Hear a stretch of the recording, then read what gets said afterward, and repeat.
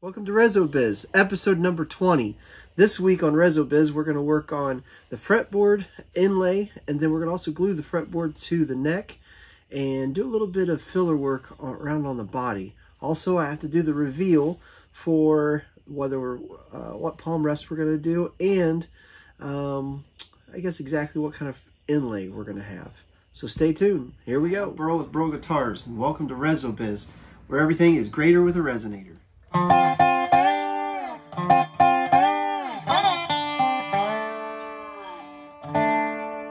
All right, time for the reveal. We'll go ahead and start with the shields. What was he gonna do? What I traditionally use is just the maple, or this is a maple with abalone edging on it. If you would not have chosen this one, I would have cried right on YouTube, but you did, so we don't have to worry about that. This is what 100%, not one person voted for the old one. So I'm excited about this. This will be the first time I get to use this. And then there was also at the 5th fret, I've got the little abalone shield, and that was quite a lot of no's on that one. And in the end, my wife even said no, and I decided no myself. So no Byrl logo shield fret position markers. And then there was the question on whether we should put one at the 3rd fret, and that one won out. So we will be putting a marker at the 5th or 3rd fret, but we're just going to go with the diamonds. A lot of opinion this past, well, it's 2 weeks ago. And I apologize for that. We had a week where we didn't make it the video deadline. Just life happened, and we just couldn't get it done. But I appreciate all the comments and a lot of different opinions on the fretboard. It was, it was all over the place. It was actually, we had to take a lot of care to figure out what really won out. And it wasn't a landslide for anything but the shield, which I was thankful for. But we won't be doing the little shield. But we're just gonna go with the diamonds. Hit the 3rd fret, and then we had a lot of options in the palm rest. We did decide on doing a wooden palm rest, and on this one, it was a very small win by the one that was chosen, because I had a lot of options and it was all over the place. But finally, in the end, the ebony won out. So the idea was that it would match closer to the cover plate. And somebody mentioned less is more, and that is true. And I can get gaudy, and I've had customers, even when I was doing cars and the artwork and hot rods and stuff like that, and they'd had to dial me back some. And so I feel like I got dialed back on this one a little bit. So less is more. We're going to go kind of black and try to just kind of keep the hardware all kind of a similar color. So that has been decided for this week. And this week there won't be a vote. We're just going to get some work done, and then next week we might, well, we're really down to we're down to just, let's get some work done and get the gloss on it and get the thing put together. I got a little bit of binding we'll have to do, finish up on the head next week, and just detail sanding, and then I think we'll be going to finish. That's, to me, very exciting. So we're about running out of options. This is just down to, let's see what this thing looks like. All right, let's go ahead and do a little bit of body filler, or not body filler, but the what I want to call that, wood filler. I'm thinking cars around the binding, and we're going to work on the neck a little bit this week. Here we go.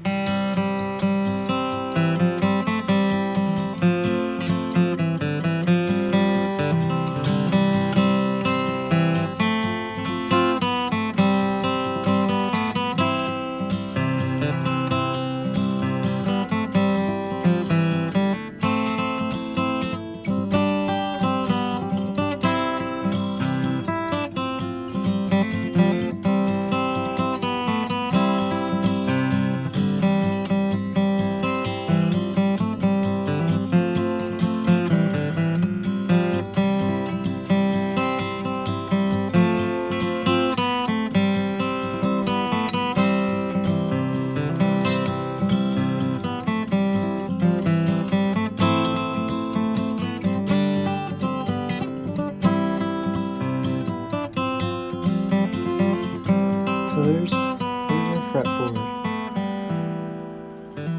It's they're not totally flush, and that somewhat is by design, because what I like to do is level them flat, but they're close.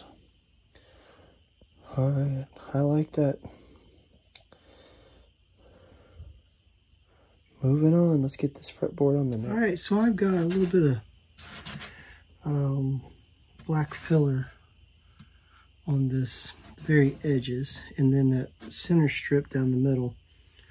And I'm going to go ahead and sand that off, and then we'll have to get the neck on here, make sure it's lined up, and when we got it lined up, then I can get the fretboard glued on the neck, and then well, that'll be quite the progress. All right, let's get at this thing in a bit. Probably help to have sandpaper, wouldn't it? There we go.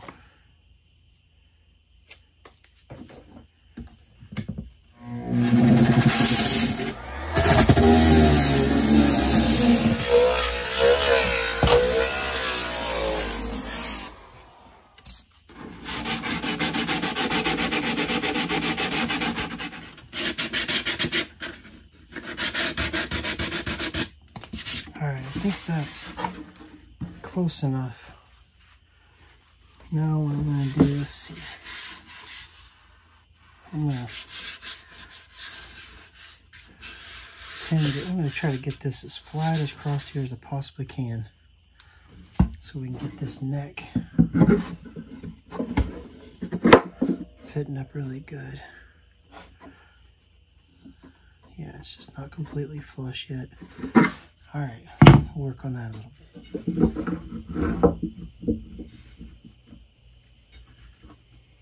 So I've got the top of this squared up real good, and I'm seeing how this neck's gonna fit on here. So we're gonna do a little test fit. I gotta see that it sits square to the body, and that the neck is, center of the neck is in line with the center of the body. So I gotta test those two different, can't get the screw on.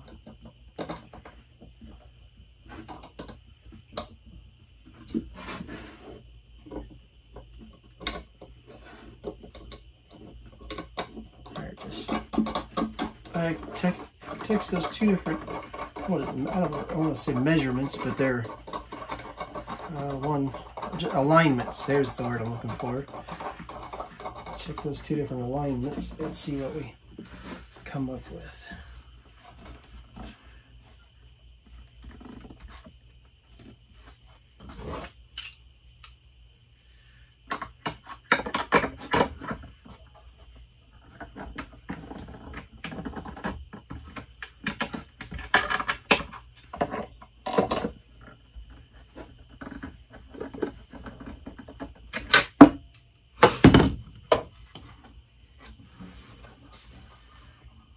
That's,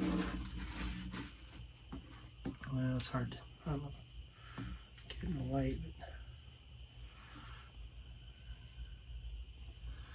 it's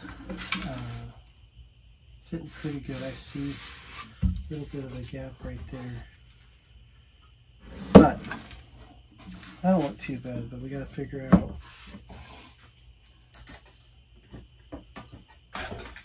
how we're doing this way. So what I do is I'll find my center line, and then the center line on my body up here, and then I look to see, we're not too bad. That's right up the middle. We're doing pretty good. Might just adjust a little bit, but I see I gotta adjust just a little bit on this neck, the way it touches. So I try to avoid flat spots for the most part. A little bit flat, but even my tailpiece that I put in here has a bit of an arch to it. So I like to keep that shape, just that rounding shape flowing.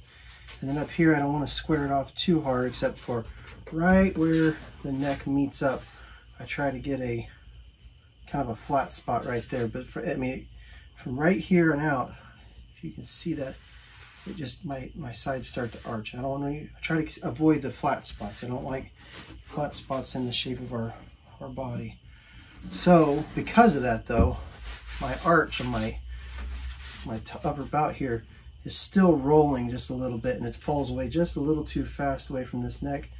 And so what I gotta do is take out a little of the center here, so it allows it to kind of cup just a little bit, and we can kind of get just the slightest arch on this neck as it meets the body, and then it'll fit up real nice.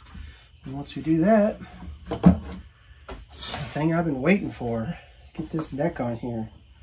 And that's how I do it. I like to glue the neck on while I like to glue the fretboard, I guess I should say. Glue the fretboard on while the neck is in alignment and on the guitar. So I'll get that neck aligned, and then I'll glue that fretboard on. And then when it's all on and everything's finished and we paint it, we go put it together, that thing just fits right up there, and I don't have to fight nothing. I don't like fighting it after it's fretboard's on there. Oh, that's gonna be great. All right, let me adjust that neck just a little bit. Okay, so I've kind of messed with the end of that. And yes, let's see if I can get you to see that. That neck is fitting real tight on it. Now it's not full, it's not always shaped as far as, but I think you can see that. It's fitting real nice and tight and flush all the way around. Still has to be shaped. The final shape still has to be done to it. I don't do that until the body, I don't do that till the neck is on it. So I leave it a little bit oversized, and I get it so that everything fits.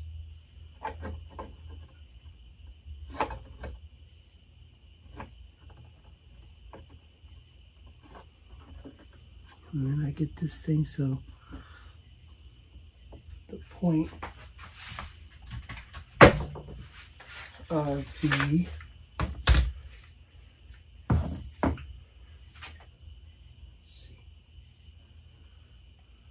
point of the end of the fretboard is right in the middle, and I will clamp her on there. And what I'll do is I'll get 2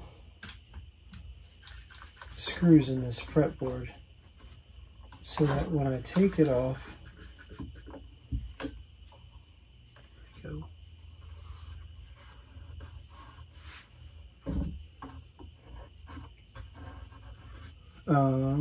trying to finish my thought.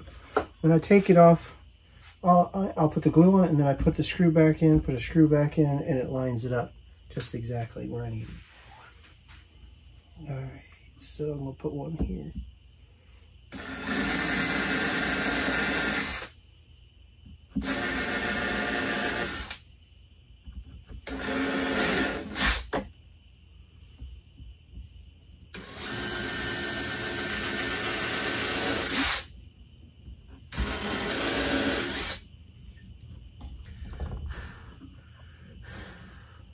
And I don't leave the screws in it. I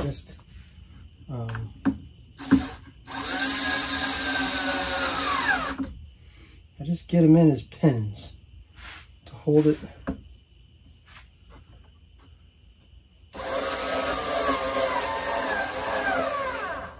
That's it, battery's about done.